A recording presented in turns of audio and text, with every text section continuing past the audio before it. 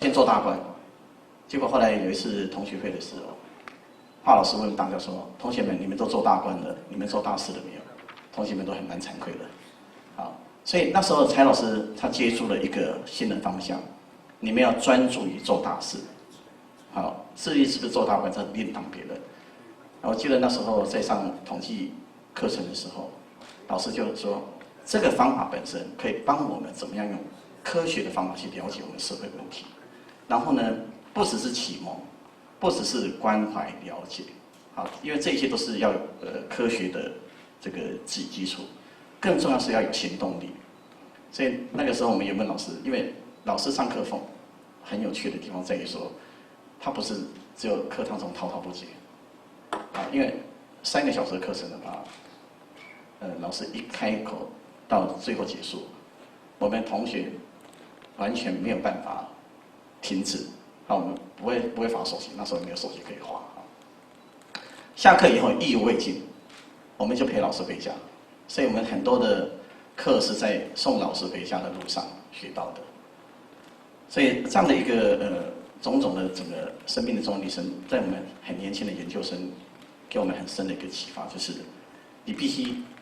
在理想的范畴之外之内，必须要有行动力。所以那个时候我们问老师一句话说：“您已经是历史中的人物了，为什么还要积极于大力疾付？”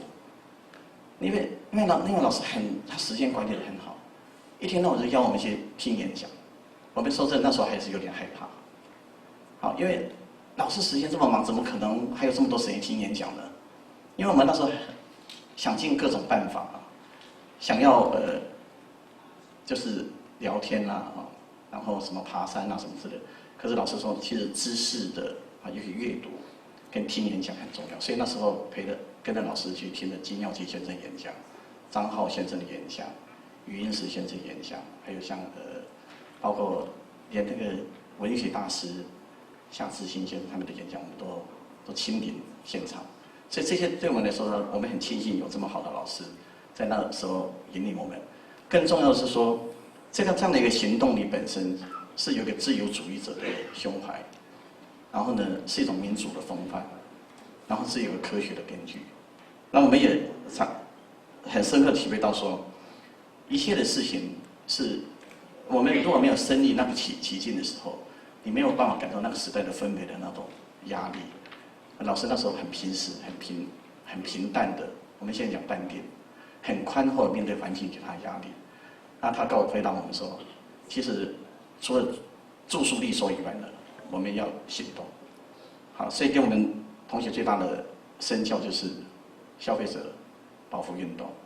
还有环境保护运动，还包括师母那时候为了陪伴老师，就妈妈们在一起聊，就竟然聊出一个主妇联盟。而前不久我也跟师母报告一下，前不久我去参访阿元肥皂的时候，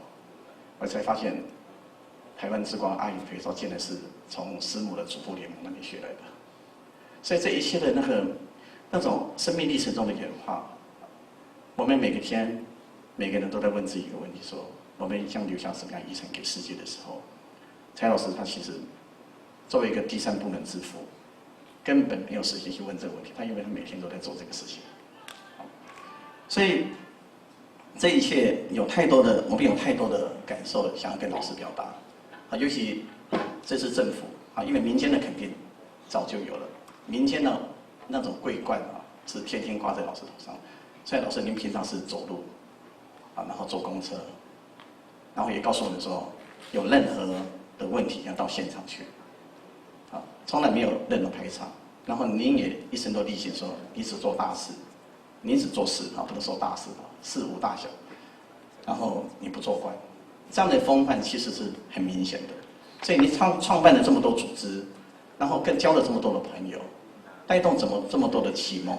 还有这么多的整个知识的含金量这么高的这样的一个现代化历程中的努力，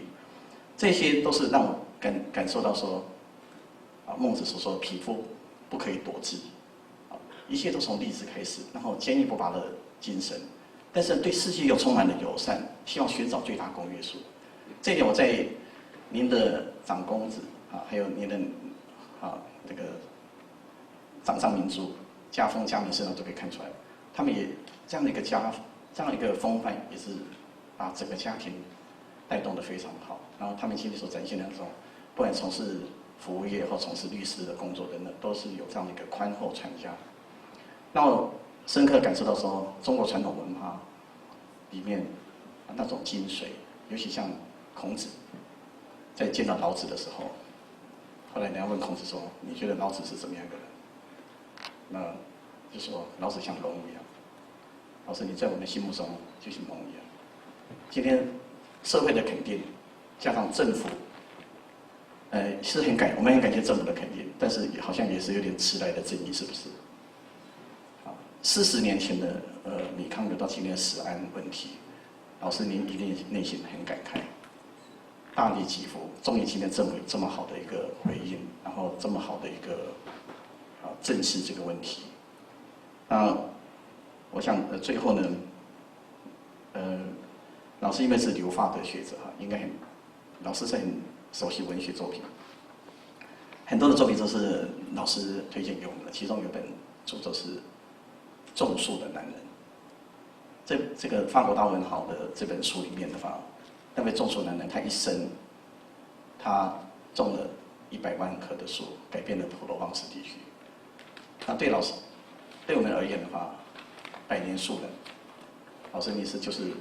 100年树人种树的男人。